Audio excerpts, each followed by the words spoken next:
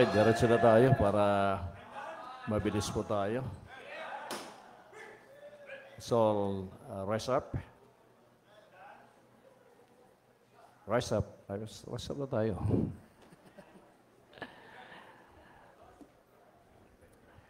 Second Timothy chapter 2, verse 1 to 7. Mahaba po akong mag-preach kasi. Pero, kayo magkilala, nagbagong buhay na ako.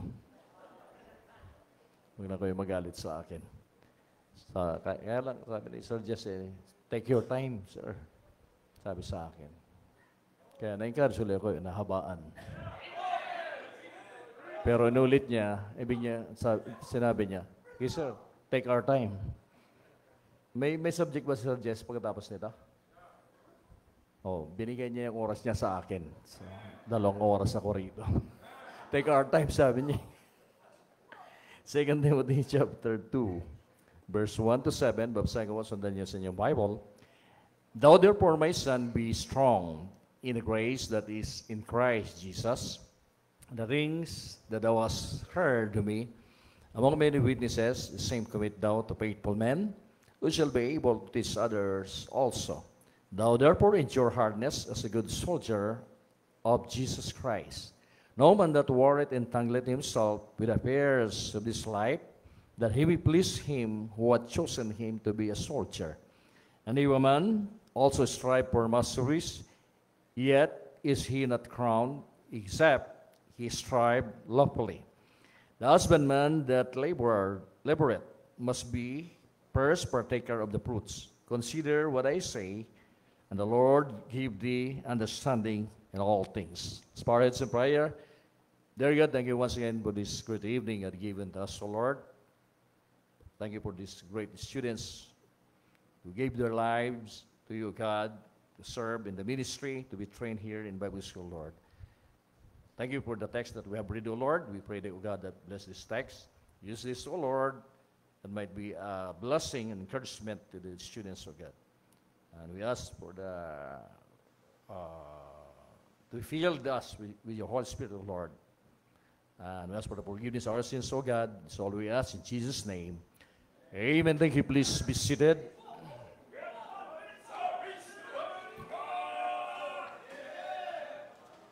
So, alam naman natin, itong verse ng 2 Timothy ay sulat ni Apostol Pablo kay Timoteo, yung bunga niya sa pananampalataya. Hello. Okay na ba ito? Kahit nakaganito? Okay. So, yung bunga niya ay naging pastor sa Ephesian o sa Ephesus Bible Baptist Church. Hello, amen? Kayo ba naniwala na Baptist Church yun? Yes, we are Baptist. Kayo naniwala yun yung Baptist Church. No? About sa Cavite, nag-celebrate sila ng Baptist Day doon. Maraming grupo ng pastor diyan sa Cavite. 3 yata yung malaking grupo ng pastors diyan. At minsan sumasama-sama ako sa fellowship nila. Nag-celebrate sila ng Baptist Day, pero hindi sila fully convinced na tinayo ng Panginoon ay Baptist Church. So hindi ko maintindihan, ba't pa sila mag-celebrate Baptist Day kung hindi sila kumbinsido na Baptist Church ang tinayo ng Panginoon. At sila ay Baptist. Ano po? So, nakakalungkot, Pwede yung marinig mo yun sa mga born again, sa mga Pentecostal, pero hindi dapat sa Baptist pastor na hindi sila kumbinsido na yan ay Baptist sa tinayo ng Panginoon. No? We believe that is ang tinayo ng Panginoon Church ay Baptist Church. Amen? I never ask apology for that. No? That is a Baptist Church. And we believe in Baptist pride. Amen? Siyempre, papakasalan ng Panginoon, yung tinayo niya. Kung hindi yung Baptist bride, anong church yun? Anong church yun? Sinong papakasal niya kung hindi Baptist Church? Roman Catholic? Hindi niya man tinayo yun. Pentecostal? Hindi niya man tinayo yun. Iglesia, lalo na, hindi. Wala siyang tinanong kundi Baptist Church. Amen? Kaya yun nakilala niya, yun yung papakasalan niya. Amen? Are you happy for that? Amen? Totoo yan. Pero hindi lahat ng Baptist ay hindi lahat ng pupunta sa langit ay Baptist lang. No? Kasama rin sila. Ano? Pero sa kasalan, tayo lang yung papakasalan. Sila, mga audience lang sila. Ano? Sa kasalan naman, hindi lahat ikakasal eh. Di ba? Meron ikakasal doon. Ano? Well, listen, as a Baptist, ako ito kayo paniwala, hindi lahat ng miyembro ng Baptist Church ay papakasalan. The Bible says, unblemished, unspotted, yung maayos na testimony. Did you hear me? And that will be a challenge and comfort to us. Kung Baptist ka, maging matino ka, maging maayos ka, sumunod ka sa Panginoon doctrinally at yung testimony mo. Pag hindi ka na makasama roon. No? Hindi ka na muhay rito na maayos sa lupa. Audience ka rin, nakasama ka ng mga born again din na saved din doon. So, tulad sa ating topic, so ito'y sulat ni Apostol Pablo kay Timothy, na kung saan nagpastor ng isang church sa Ephesus Bible Baptist Church. Harabo? At si Timothy ay bagong mananampalataya. No? Bago siya mananampalataya. Although, kasi kabataan siya. Hindi naman siya na-save nung bata. Inborn Baptist siya. Hindi naman, So, maaaring kabataan siya tumanggap sa Panginoon bilang sarili tagapagligtas. At bilang kabataan, ay nagpastor siya at hindi po madali. No? Kaya, gandun lagi yung tendency na mag-quit. At ganun talaga mga kabataan, pag nahirapan, mag-quit. Kasi hindi pa stable yung mind nila. Kaya pag nahirapan, pwedeng lumipat dito. Pag nahirapan, pwedeng lumipat dito. So, ganun yung mga kabataan. Kaya lang, sa dala ng pangailangan, si Apostol Pablo ay hardworking. Marami siyang naakay sa Panginoon, maraming naligtas at maraming misyon, maraming church na itayo. Kaya lang, walang mag-minister. Walang mag-minister. So, siya lahat yun. Imi-minister niya. Kaya nga, sinusulatan lang bawat churches na kung saan tinayo niya. Kasi hindi na siya laging makapunta roon. Okay? So, kailangan maglagay siya ng mga pastor. Kaya nalagay si Timothy. Kaya lang, bilang kabataan, nadi-discourage si Timothy. At gusto niya laging, he always wants to quit in the ministry. Kaya encourage sa Apostol Pablo, continue. Magpatuloy ka lang. Huwag ka mag-quit. Yan yung lang encouragement ni Apostol Pablo kay Timoteo. So, hindi po madali ang pagpapastor. Hindi madali ang pagpapastor. Isang kalaban ng pagpapastor, lalo pag binata, ay yung discouragement. Discouragement. Subject naman subject namin yan sa counseling ngayon. Pag discourage ka, kahit anong galing mo mag-preach, wala kang maipipreach. At ayaw mo mag-preach. Why? Because you're discouraged. Kahit anong galing mo mag-sulwining, magaling kang maghatak ng bisita, but if you are discouraged, wala. Ayaw mong lumabas, ayaw mo mag-sulwining. Sukdulan, gusto mong umalis sa gawain. If you are discouraged. Sukdulan ba? May sukdulan ba yan? Gusto mo magpakamatay. Remember Elijah? Gusto niya magpakamatay. Mananampalataya. Nawala yung pananampalataya niya sa Diyos. Ayun ang epektibo na kung saan ay ginagamit ng dyablo sa mga lingkod at manggagawa ng Diyos. Discouragement. Yung bang buong linggo ka nag-solwini, nag-Bible study, tuwan-tuwa ka, maraming naligtas, maraming pumunta sa church, pagdating ng linggo, isa lang ang pumunta. Magaling ka magpaawit. Okay, magandang umaga sa inyong lahat. Isa lang pala, magandang umaga sa iyong lahat. Sa iyong lahat. Ano? Hindi mo masabing, Amen, are you happy this morning? Isa lang yun. Yung excitement mo nawawala. Ano? Nagpagal ka na buong linggo pagkatapos ito lang bunga. Pero nangyayari po yun. Amen? Lalo pa nagsimula, nangyayari yun. Yung mga graduates, magsisimula kayong gawain, maging encouragement sa inyo, normal po yan. Huwag kang mag-expect na malaki agad yan. No? Normal yan. Just go on. Just go on. Ano? Basta tapat ka sa Panginoon. Wala kang dapat ikahiya sa Panginoon. At nagtatanim ka lang. Nagtatanim ka lang. Maaaring hindi pa kapaani. No? Hindi mo makita masyado bunga. No? But go on. Just go on. No? So, mahirap ang pagpapastor. Kaya in-encourage ni Apostol Pablo si Timothy upang magpatuloy. Now, meron pong tatlong charge dito na ibibigay sa inyo. No? Maraming tagubili sa Apostol Pablo, maraming encouragement sa Apostol Pablo kay Timothy. Pero ito lang gustong bigyan ng diin sa inyo. Maaaring narinig niyo po ito. No? Wala namang bago, no? Ang Bible wala namang bago. Ito lang mensahe, paulit-ulit. Hello, amen?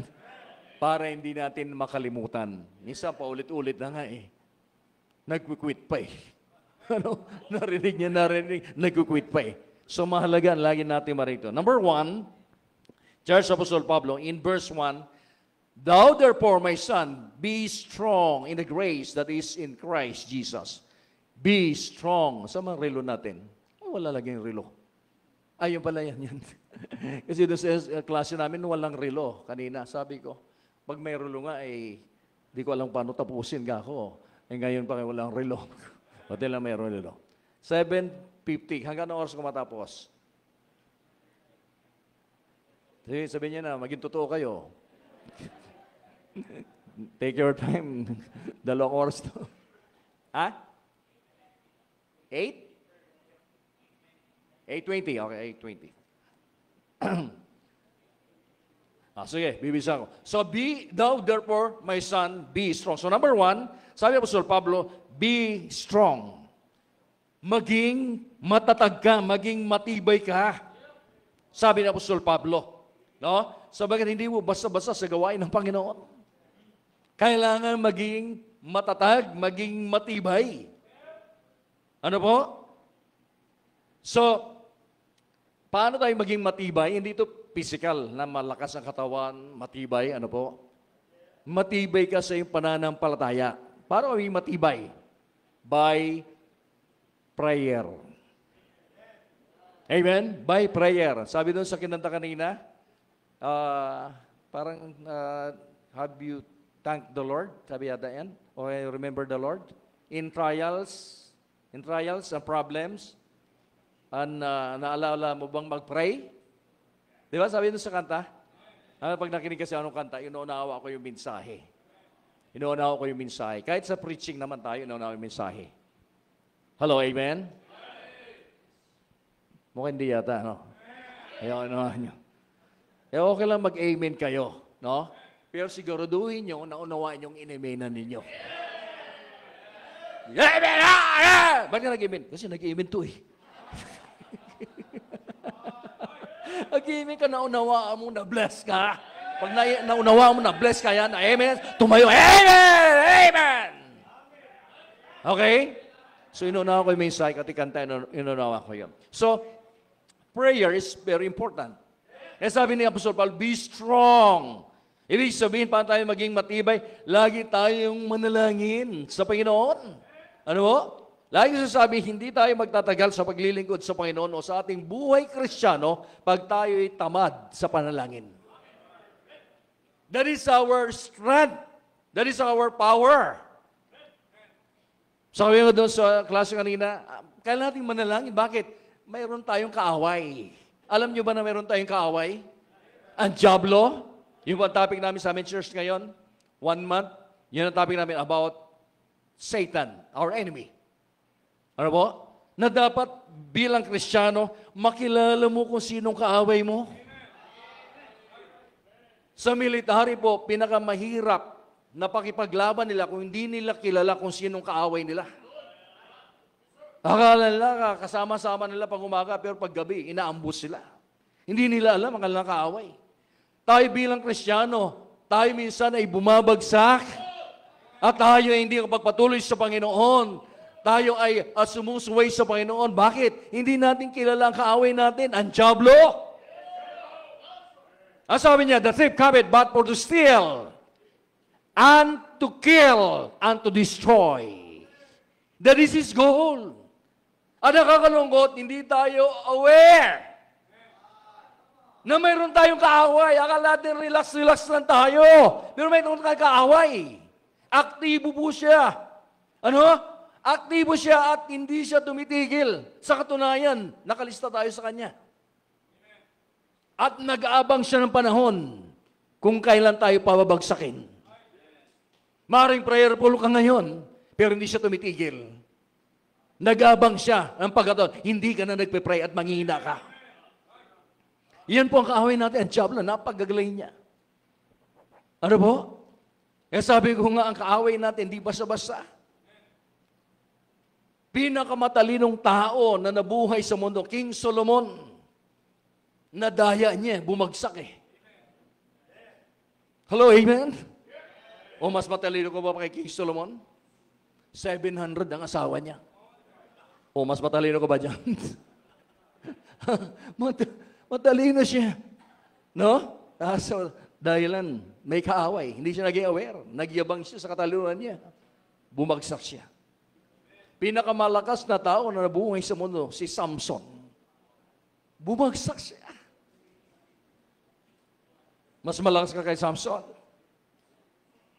Kauna-unang tao na nilalang si Adan, bumagsak siya. Sabi ko sa mga estudyante ko sa council, bakit pinarusahan ng Diyos si Adan? Anong kadahilanan?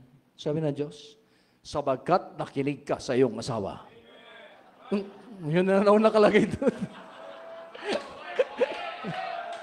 Wala tayong magawa. Pero totoo yan, no? Pag ikaw lalaki, ikaw ang leader, alamin mo salita ng Panginoon. At makinig ka sa salita ng Panginoon. Hindi sa asawa. Ha? Well, paminsan-minsan yung asawang babae ay nakakatulong sila, nakapagbigay sila ng suggestion, nakapagbigay sila ng tama advice. Paminsan-minsan, tama sila. Tama, hindi may tama. Paminsan-minsan, tama sila. Pero paminsan-minsan, may tama sila. Kaya dapat bilang leader, alam mo ang Bible. No? Pag ayon sa Bible, kunin mo suggestion. Pero pag hindi, sweetheart, pasensya ka na, hindi yan sabi ng Bible. Just sabi ng Bible. Oh, ba't ba napunta? Hindi kasama yan sa outline ko. Okay? So, meron tayong kaaway, mga kapatid. At seryosuin po natin ito. Are you listening? Magaling siya. A man after God's own heart, malapit sa puso ng Diyos. David, bumagsak kay Diablo. Sa Diablo. Ano po? Kaya mag-iingat po tayo, mayroon tayong kaaway. Kaya sabi ng Bible, in Ephesians, chapter 6,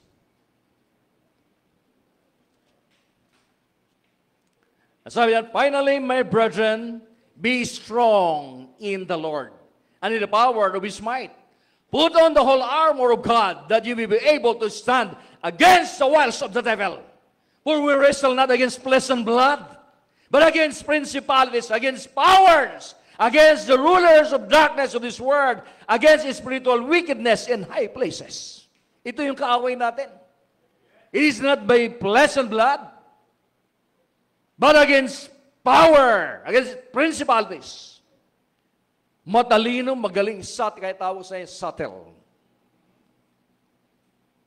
Subtle, wise. Pero sabi ng Diyos, huwag niyong kainin ang bunga ng punong kahoy na ito nagpapakilala na mabuti at masama. Malinaw yan. At nag-agree si Adan sa Eva. Pero anong ginawa ng Diablo? Niloko sila sa galing niya.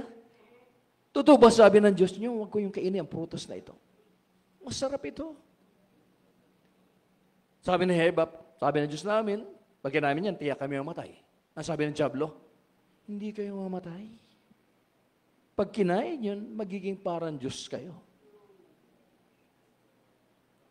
At yun sa bandang huli, kinain ni Eva, binigyan yung asawa, kinain nila yung prutas. Ganon kagaling. Ha?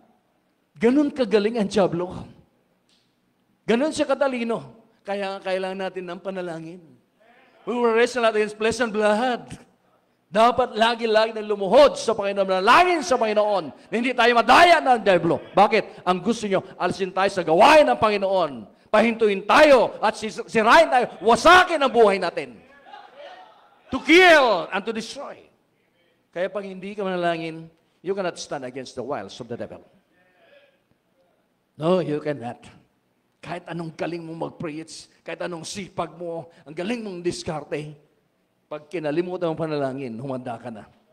Isang araw, babagsak ka at mawala ka sa kalooban ng Panginoon. Huwag kayong tamad manalangin. Pinakamahalaga yan, panalangin. Spend time in prayer. Spend time in prayer. Ano yung mga backslider? Nagsimula mag-backslide dyan saan? Sa panalangin. Mga member, nagsimula mag-backslide dyan sa panalangin. Sabi ko sa mga member ko, hindi ako natatakot kung kayo lahat ay mapapanalanginin. Di bale na, wala kayong ambag sa anuman, basta manalangin lang kayo.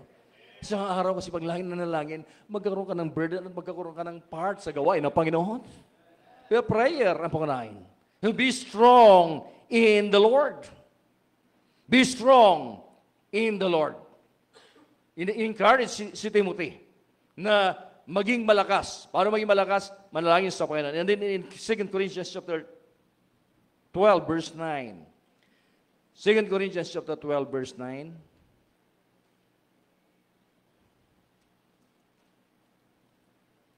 And he said unto me, my grace is sufficient for thee, for my strength is made perfect in weakness. Most gladly, therefore, will I rather glory in my infirmities, that the power of Christ may rest upon me.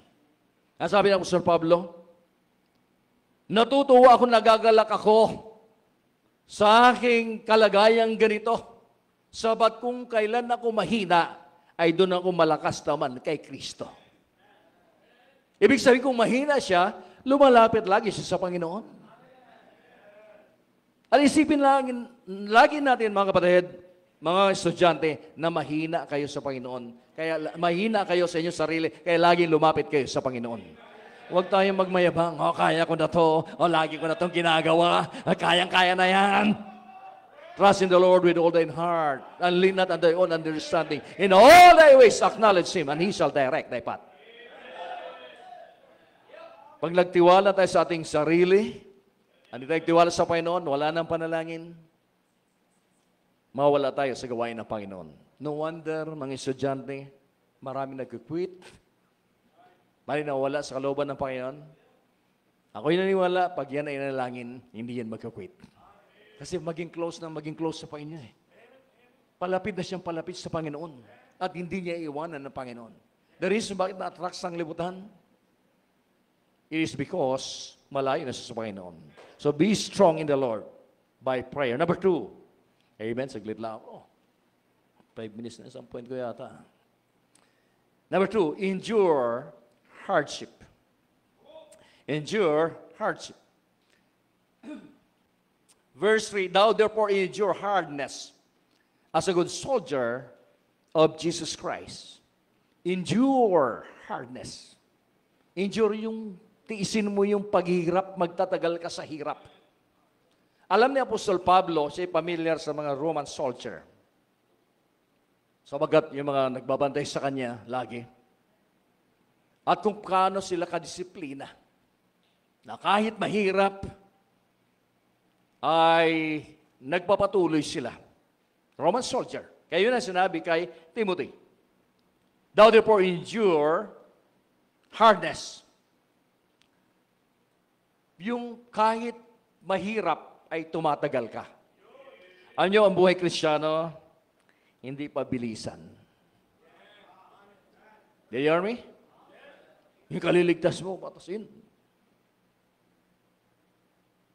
Next week, Bible study ka na agad. Delikado po yan. Well, pwede rin mangyari yun. Ano? Pero, hindi po pabilisan buhay Kristiyano. Ito'y patagalan. Gaano ka tatagal? Gaano ka mag-endure? Ang pinag-uusapan ay yung gaano tayo tatagal sa gawain ng Panginoon. Madali ma-encourage pag maraming bisita, maraming umattend na member, pero palibaw, pag walang umattend, tatlo lang umattend. Ha? Gaano ka tatagal? Yung bago ko doon sa Cavite noon, talaga naman, minsan prayer meeting, 5 lang kami. 5 lang yung prayer meeting, 2 taon na yata yung gawain. Sa mga di po nakaalam, no, yung nilagay po ako doon, ay na-split po yung church. Sa mga unang member doon ay mga Southern Baptist, hindi sanay sumunod sa pastor. Hindi sanay magpasakop-sakop, sanay magpatalsik sa pastor. So iniiwan ko po yung libreng church building, may pastoral house, iniiwan ko po yun. Upa kami ng apartment, paalam ko yung pastor, nagpaupan kami ng apartment. Tapos, syempre, mga bago yun. May ilan lang sumama sa akin. Siguro mga 20 o 25 lang sumama sa akin. Karamihan ng mga member kasi doon ay clan ng Southern Baptist. Clan sila, clan. Pamilya. Isang talagang pamilya lang sila. Kaya pag kinalaban yung pinakapinuno nila, lahat kalaban mo yun. Yung issue of baptism. Ayaw nilang magbabaptize. Ayaw din nilang mag-transfer na membership nila. Member sila sa Mindanao, hindi pa ayaw nila transfer doon kasi member na raw sila, automatic daw, member na sila doon. So, matagal lumago. Kasi nag-ayos muna ako eh. Nag-ayos ako ng ugali. Natanggal yung marami. Tapos sabi ng isang worker dito noon, bakit ang tagal lumago ng gawain sa'yo? Kaya po, hindi po nakaka-encourage yun. Ginawa mo na lahat. Naghirap ka na lahat. Pagkatapos sasabihin nga, ba't ang tagal lumago ng gawain sa'yo? Para bang wala kang ginagawa? Hindi po naunawan ng pastor. Ano? Hindi agad-agad lalago yan. Lalo pag may problema. No? Hindi lahat-lahat marami yan. No? But we need to endure hardness. Kahit ano pa yan, endure hardness. Madaling magpatuloy pag marami. Marami pang attendance. Pero how about pag kukunti? Lalo ang bibilib dun eh. Sa kukunti niya, nakapagpatuloy siya, hindi siya na-discourage. You just keep on serving God. You continue serving God. Marami pagpatuloy pag marami, pero kukunti. Paano ka magpatuloy pag kukunti? Endure hardness. Kaya nga, tinitrain po kayo rito, mga estudyante, paano kayo mag-endure? Training. Pinapatibay kayo. Mahalaga po ang training. Amen? Salamat sa BSBC. Tinitrain yung mga preacher dito. Biyaya po ng Panginoon. Ano? Sila'y nagpapatuloy at lumalago ang gawain. Because of the training. Hindi naman sa pagmamalaki, pero sa banda roon sa Cavite, maliliit ang mga church number nila. Sabi sa akin, bakit kayo mga CBBC? ang bilis yung dumami. Pagkatapos, makabili agad kayo ng lote nyo. Hindi ko alam. Hindi ko alam sagot. Kasi ginagawa lang namin kung ano yung natutunan namin. Soul winning, Bible study, discipleship, soul winning, Bible study, good news, DBBS. Ano po? Yun lang ginagawa. Napakahalaga ng training. Pagpunta nyo sa mission, kung ano natutunan nyo rito, yun lang gagawin nyo. Nahirapan kayo dito, ganun din. Nahirapan din kayo doon. No? Walang magic. Lahat mahirap. Sa pasimula, lahat mahirap. Amen? But Paul said, endure hardness. Hindi naman lagi mahirap. Meron din pagpapala dyan. Ano sabi ni Apostol Pablo dyan? Verse 6, the husbandman that labored must be partaker of the fruits. O may bunga. Basta nagtanim ka, may bunga. Magpatuloy lang. Ang Panginoon ang magpalago, maging tapat ka lang. Endure hardness. Endure hardness. May discouragement. But in spite of discouragement, lagi tayong magpatuloy. Magpatuloy pa rin tayo sa Panginoon. Salamat sa Panginoon. Training. Kaya huwag kayong mag-complain. Kaya yung sundalo, pag train sila, lalo yung mga special force ng sundalo, yung sa army, ano yung special force ng army? Scout Ranger. Karinig kayo mga testimony nila. No? Ito yung ginawa namin, yung natutunan namin sa training, ito yung ginagawa namin. Yung ginagawa namin. Minsan 2 araw, hindi sila kumakain. Ino-observe nila yung kaaway. Kung paano sila gumalaw. 2 araw, hindi sila kumakain.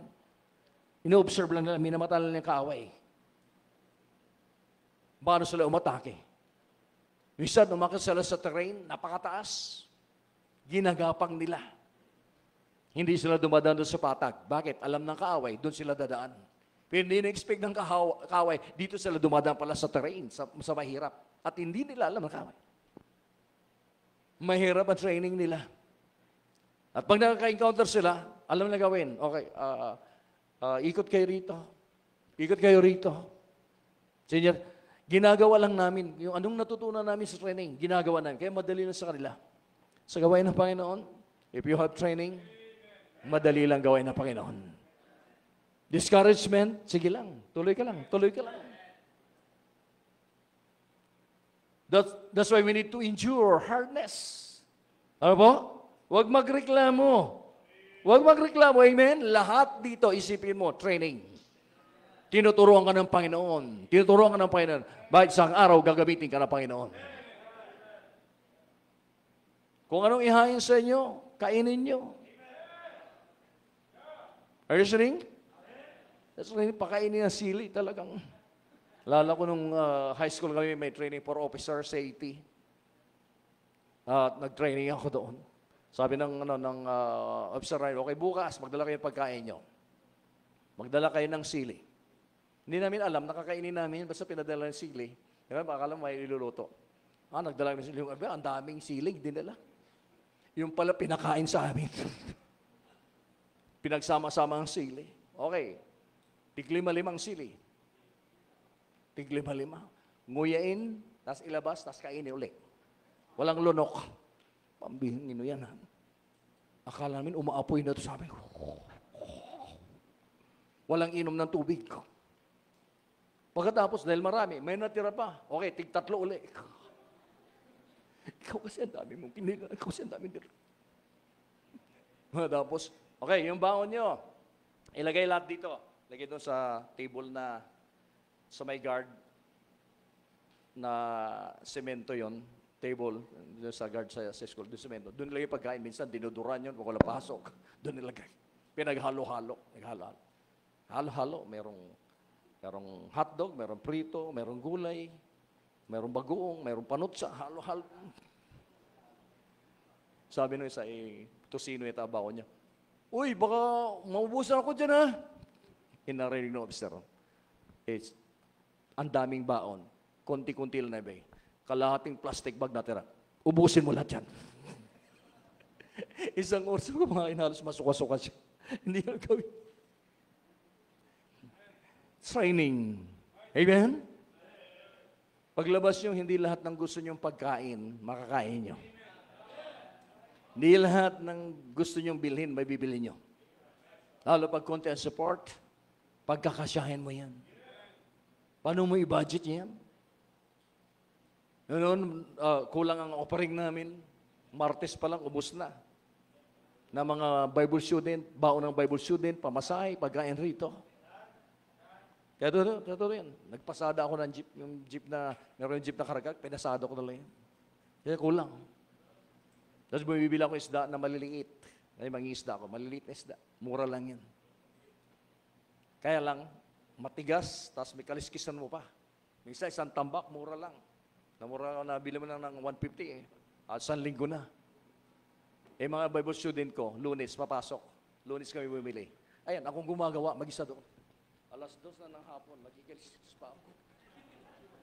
Yung mga estudyante ko, iniwanan na ako. Binata pa ako datay.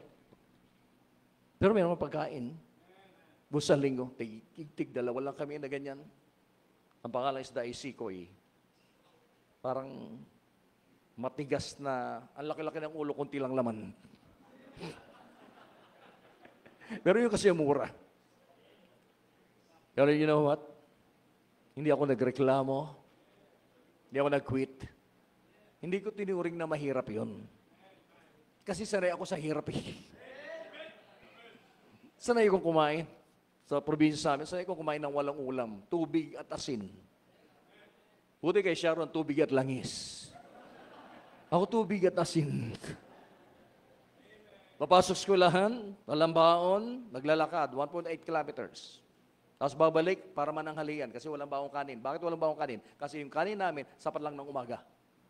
Nung tanghali, hanap ang nanay ko ng mahiraman pa para may saing. Pag uwi namin, wala nanay.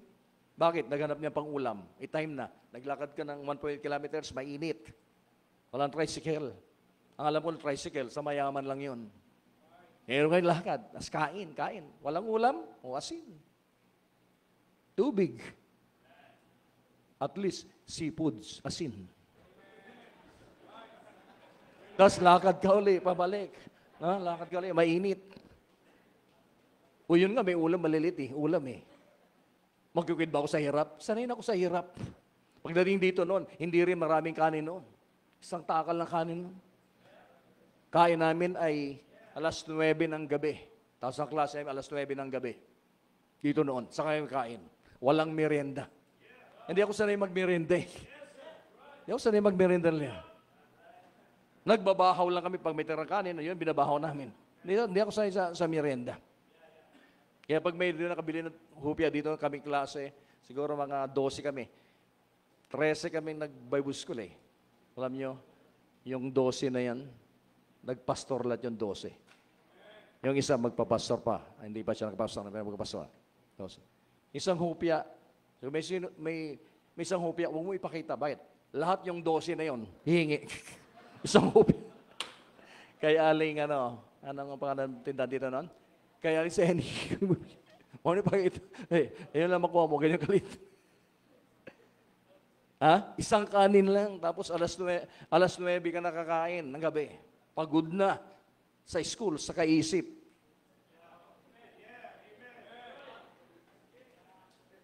Hindi ko alam, napagod yung iba kung may isip. Pero pagka may isip, mag-isip ka eh.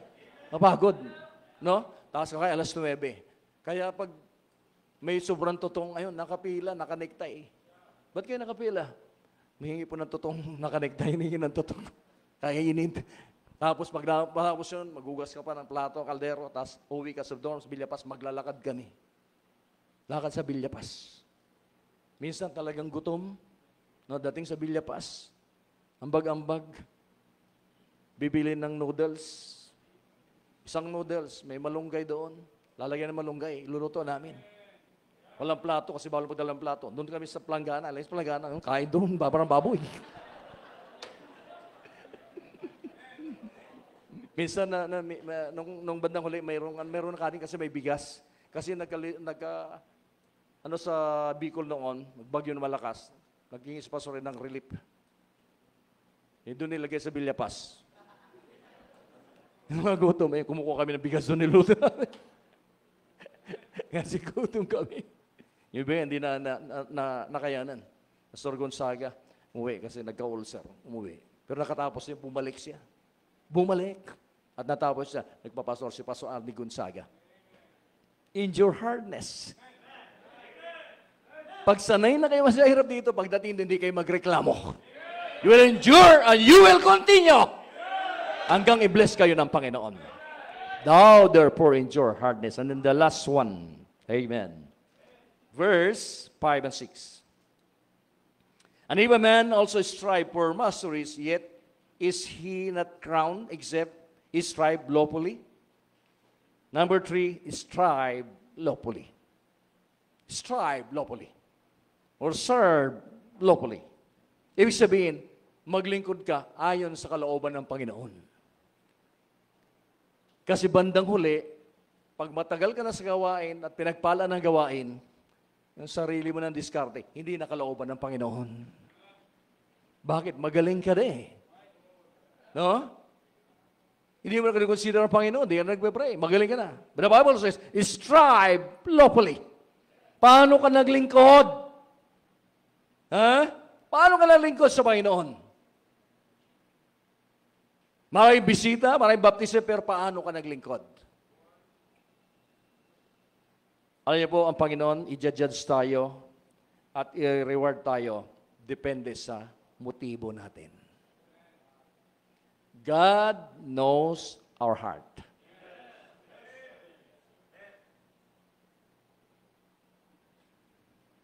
Hindi ma-please ng tao, kundi ma-please ng Panginoon. Ang daming bisita, well, salamat sa Panginoon. Pero paano? Totoo ba yung sinulat mo doon? Salamat sa Panginoon. Mayroon ko rin 100 na bisita. Maraming salamat sa Panginoon. Siguro by school. Sa school. Kaya 100 na yun. Baka nag-witness ka naman doon. Tapos may mga dumungaw sa bintana. Binilang mo na rin yung lahat ng dumungaw, lahat ng dumaan. Ano yung motibo natin? Dito noon, project kasi baptism. Tapos, labas ng estudyante, tapos dapat mayroong masave, tapos baptize. May save na baptize. Tapos, mayroong isang nagdalang bisita, tapos, ibabaptize. Ibabaptize si Brother Lito. Tapos sabi ni Brother Lito, okay, ito gawin mo ha. Hawak sa ilong, pagkatapos, hawak din sa dibdib, pagkatapos ilulubog ka. Huminga ka bago ka ilubog, ay huminga ka ha. Opo. Alam ko na po yan. Bakit alam mo na? Pangatlo ko na po ito. Maka-project.